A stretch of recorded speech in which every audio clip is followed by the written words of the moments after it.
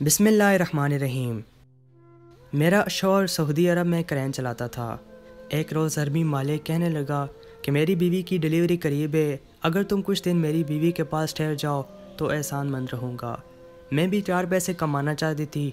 शौहर ने बहुत समझाया पर मैं न मानी और अरबी के घर चली गई। मगर पहली रात ही होश उड़ गए जब अरबी ने मैं बचपन से ही चाहती थी कि मेरी शादी मुल्क से बाहर रहने वाले किसी लड़की से हो, क्योंकि मैं पाकिस्तान में नहीं रहना चाहती थी, अपनी ज़िंदगी खुलकर जीना चाहती थी।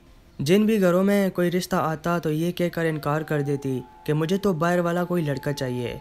फिर घर में वो बोलचाल आता कि क्या बताऊं, मेरी ऐसी क्लास लगती कि तौबा तौबा। दरअसल मेरा भाई जो मुझसे 2 साल बड़ा था, उसकी फितरत बहुत अजीब थी, सख्त मिजाज था और मुझसे वो शुरू से ही चढ़ता था। मुझे इसकी वजह मालूम नहीं थी। फिर एक दिन भाई को अम्मी से कहते हुए सुना कि मुझे बहन नहीं चाहिए थी। बहन बेटियां अजाब होती हैं जब गैर शादीशुदा होती हैं, तो इस बात की टेंशन होती है कि कहीं गैर लड़के के साथ भाग ना जाए, और जब शादी हो जाती है तो अलग टेंशन, कहीं ससुराल जाकर हमारी नाक ना कटवा दे। और तो और पहले पाल पोस कर बड़ा करो और फिर पैसे लगाकर शादी करो। भाई की ये बातें सुनकर मेरा दिल टूट जाता। मुझे लगता था भाई ऐसे ही सख्त मिजाज है, मगर मुझे नहीं पता था भाई को औरत ज़ात से, खासकर बहन बेटियों से इतनी चिढ़ है। बस इसी दिन मैंने फ़ैसला कर लिया कि मैं किसी बैरून मुल्क रहने वाले से शादी करूंगी, और एक बार गई तो वापस कभी पलट कर नहीं आऊँगी। और इसी ज़िद में मैंने बहुत सारे अच्छे रिश्ते भी ठुकरा दिए। अम्मी समझाती कि एक बार लड़की की शादी की उम्र निकल जाए तो फिर अच्छा रिश्ता नहीं मिलता, पर मैं इस ज़िद पर कायम थी। मुझे इस घर में क्या, इस मुल्क में भी नहीं रहना था। भाई छोटी छोटी बात पर मेरा गला दबाने को दौड़ता, लेकिन मैं भी उसकी बहन थी, मेरी भी ज़िद थी। मैंने भी साफ साफ कह दिया था कि शादी करूंगी तो पाकिस्तान से बाहर करूंगी। मेरी और मेरे भाई की जंग में अम्मी पिसती थी।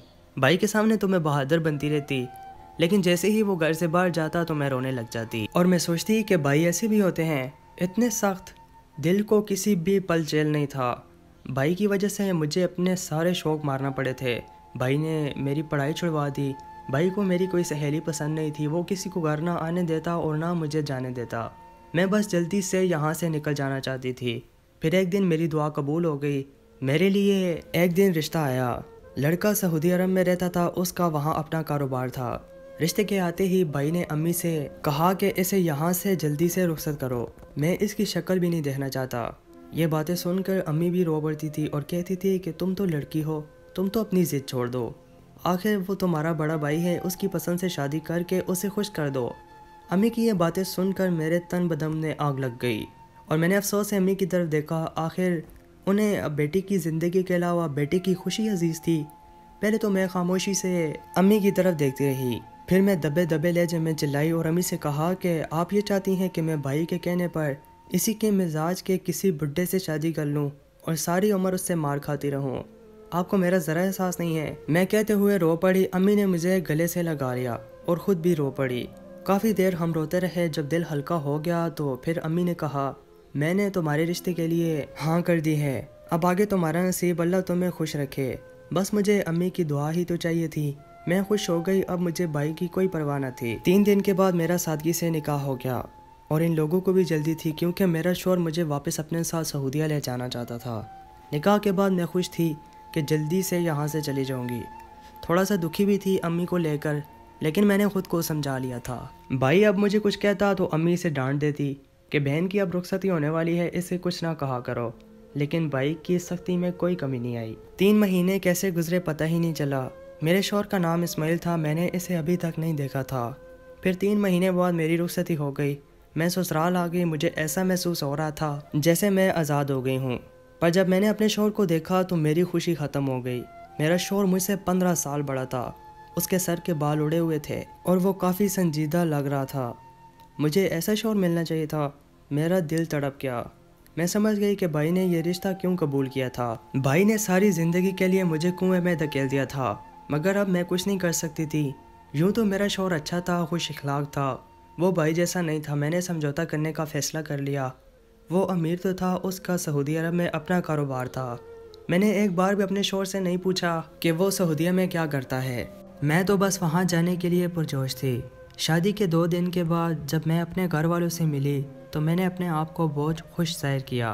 میں مسکرا رہی تھی تاکہ بھائی کو لگے جو اس نے مجھے تکلیف پہنچانے کی کوشش کی ہے وہ اس میں ناکام ہو گیا ہے، اور ایسا ہی ہوا۔ مجھے مسکراتا دیکھ کر میرے بھائی کا خون جل اٹھا۔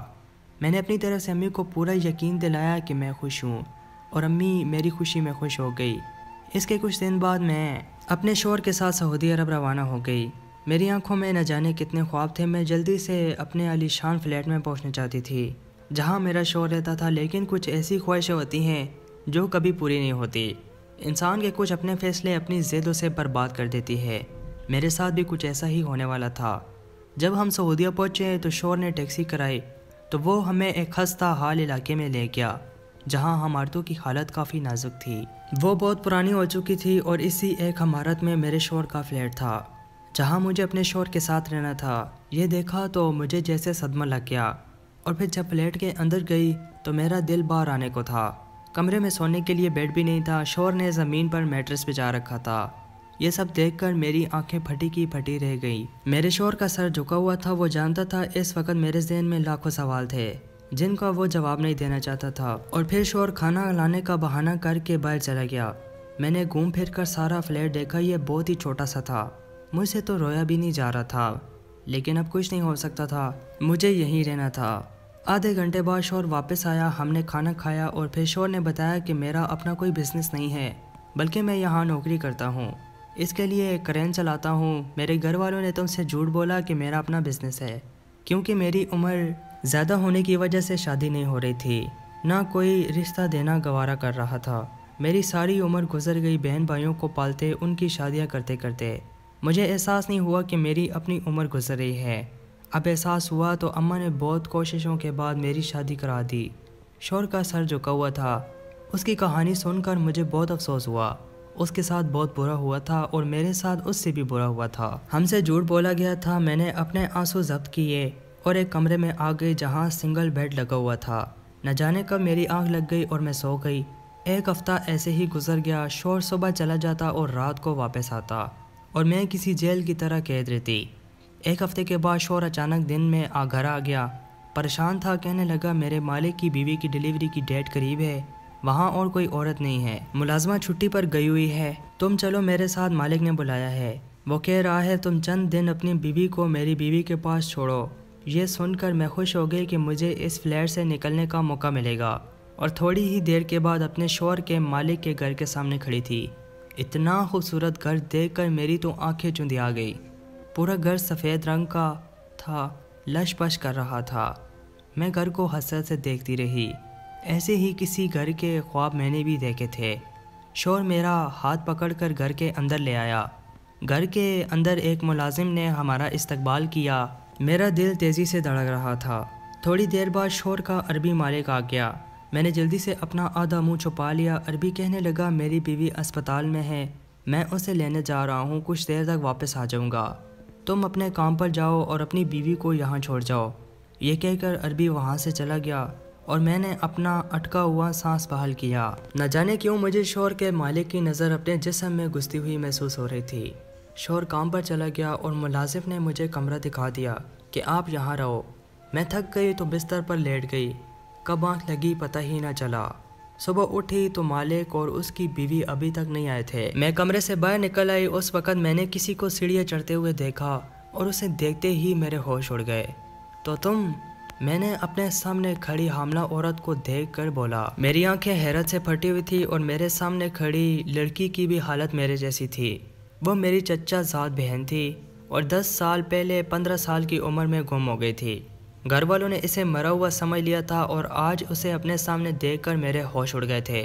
دراصل یہ وہ لڑکی تھی جس کی میرے بھائی سے بچپن میں منگنی ہو گئی تھی، لیکن اس کو میرا بھائی پسند نہیں تھا۔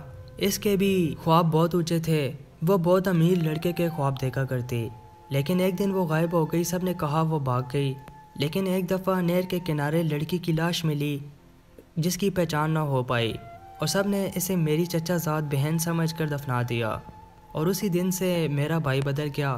آج مجھے سمجھ آیا تھا کہ وہ مری نہیں تھی بلکہ بھاگ گئی تھی، اور اسی لیے میرے بھائی کی نفرت لڑکیوں سے بڑھ گئی تھی۔ اسے لگتا تھا کہ میں بھی ایسا کروں گی، اور چچا زاد بہن کو دیکھ کر میری آنکھوں میں پانی آ گیا۔ اس نے مجھے خاموشی سے اشارہ کیا اور ہم دونوں کمرے میں چلے گئے۔ اور مجھ سے سب کچھ پوچھنے لگی۔ وہ آج بھی اتنی ہی نازک اور خوبصورت تھی، مگر اس کا ہونٹ ایک سائڈ سے پھٹا ہوا تھا اور جسم پر جگہ جگہ نشانات تھے۔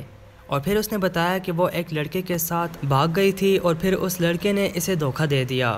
پھر وہ 5 سال دارالامان میں رہی تو اس سے کسی نے شادی کر لی، پھر اس نے بھی دھوکہ دیا اور پھر عربی پہ فروخت کر دیا، پر وہ آج عربی کی بیوی تھی۔ وہ عربی کی چوتھی بیوی تھی۔ وہ عربی تھوڑا نفسیاتی تھا اور مار پیٹ کرتا تھا۔ اپنی لمبی داستان سنا کر وہ رو پڑی اور کہنے لگی، مجھے اس عذاب سے نکالو، میں مزید یہاں نہیں رہ سکتی۔ اس کی باتیں سن کر میں نے ایک فیصلہ کیا۔ سب سے پہلے اپنے بھائی کو فون کیا اور ساری کہانی سنا دی۔ یہ سب سن کر وہ بھی حیران ہو گیا۔ اب مجھے اپنے شوہر کو اعتماد میں لینا تھا۔ میری چچا زاد نے مجھے سختی سے منع کیا تھا کہ میں عربی کے سامنے نہ جاؤں، یہ نہ ہو کہ اس کا تم پر بھی دل آ جائے۔ اس کا شک صحیح تھا۔ اگلے دن میں نے شیخ کی آنکھوں میں خباثت دیکھ لی تھی۔ شام کو شوہر کا فون آیا، تم تیار رہنا، میں تمہیں لینے آؤں گا۔ ویسے عربی نے میرے شوہر سے مجھے خریدنے کی بات کی تھی اور شوہر ایسا نہیں چاہتا تھا، وہ مجھے لے کر یہاں سے بھاگ جانا چاہتا تھا۔ پھر میں نے اسے اپنی چچا زاد کی کہانی سنائی۔ وہ عربی سے طلاق لینا چاہتی تھی۔ اس رات جب عربی کسی کام سے باہر گیا تو میں نے اپنی کزن کا پاسپورٹ ڈھونڈا اور پھر ملازموں کو نشے کی دوا دے کر ہم پاکستان فرار ہو گئے۔ بھائی نے ہماری ٹکٹس کروائی۔ میرا شوہر ابھی ادھر ہی تھا، اس نے بعد والی فلائٹ میں آنا تھا۔ بھائی نے کہا جتنی جلدی ہو سکے پاکستان پہنچو، پھر وہ شیخ کچھ نہیں کر پائے گا۔ عربی اپنی بیوی کا بایو ڈیٹا بھی نہیں جانتا تھا، اس نے بس اسے خرید لیا تھا۔ میں کزن کو لے کر آ گئی پر میرا شوہر واپس نہیں آیا تھا۔ میں اس کا انتظار کرتی رہی اور آج مجھے سمجھ آیا میں باہر ملک جانے کو اتنا بہتاب کیوں رہتی تھی۔ شاید مجھے اپنی کزن کو اس عذاب سے نکالنا تھا۔ وہ خوش تھی اور پھر 1 سال بعد میرا شوہر واپس آ گیا۔ اسے دیکھ کر میں پھر سے جی اٹھی۔ واقعی وہ ایک عظیم انسان تھا جس نے خود کو پھنسا کر 2 عورتوں کی جان بچا لی تھی۔ آج میں اس کے ہر بات کو مانتی ہوں کیونکہ اس کے احسانوں کا بدلہ میں کبھی نہیں اتار سکتی۔ دوستوں، مزید سچی کہانیاں سننے کے لیے محمد اسماعیل وائس چینل کو ضرور سبسکرائب کریں اور ساتھ میں دیے گئے بیل پر کلک کریں۔